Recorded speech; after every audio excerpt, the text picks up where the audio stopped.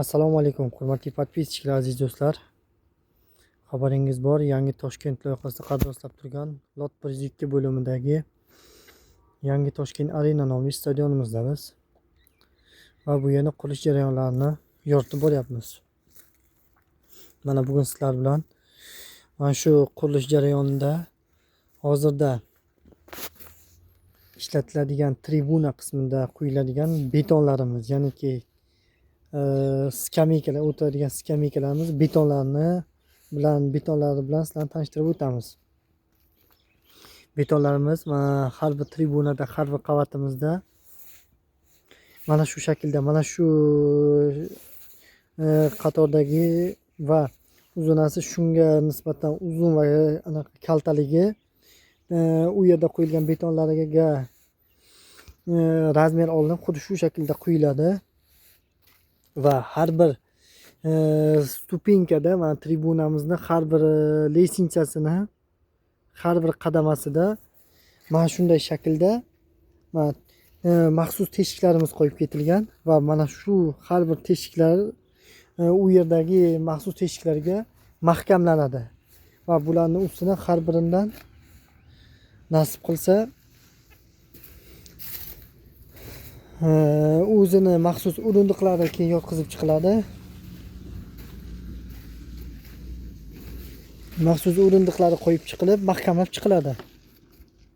Ya'niki bu mana bu teshiklarimiz ostki qismidan u yerdagi har bitta qadamamizga bog'lanadi va mana ustidan esa mana bu teshiklarimizda esa maxsus o'zimizning o'rindiqlarimiz mahkamlab chiqiladi. Xuddi shu shaklda bo'lishi ko'zda tutilgan va bu namuna sifatida obrazes shaklda olib kelib qo'yilgan. Va bu yerda har birida, masalan bu yerda skameyka bo'ldimi?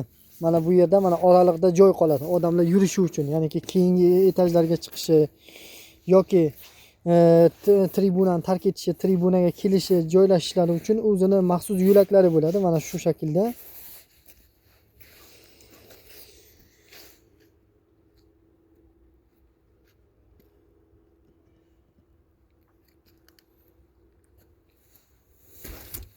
Shu nasib qilsa,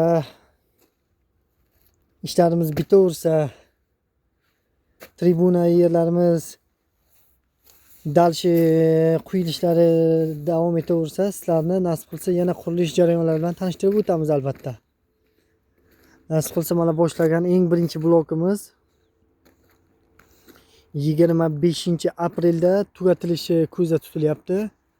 Mana hozir bu yerda bo'lib turgan etaj, uni ustida nasib qilsa yana bir etaj bo'ladi. Unda eng oxirgi mana shu oxirda tashqi tomonda turgan eng oxirgi kalonalarimiz yana bir etaj ko'tariladi xolos. Ya'niki bu qanday qiya shaklda bo'lganligi uchun xuddi shunday obrazesda namunada bo'ladi.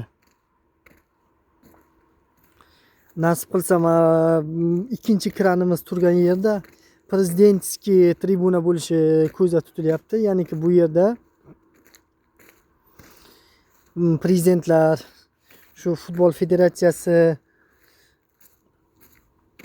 vazirliklar, boshqalar kelib, masalan, maxsus xodimlar kelib futbolni ko'rishlari, to'g'ridan to'g'ri tomosha qilishlari uchun u yerda prezidentskiy tribunamizni ham qurishni niyat qilingan. Nasib qilsa qo'llab-quvvatlab tursangizlar, sizlar bilan birgalikda albatta hammasiga erishamiz do'stlar.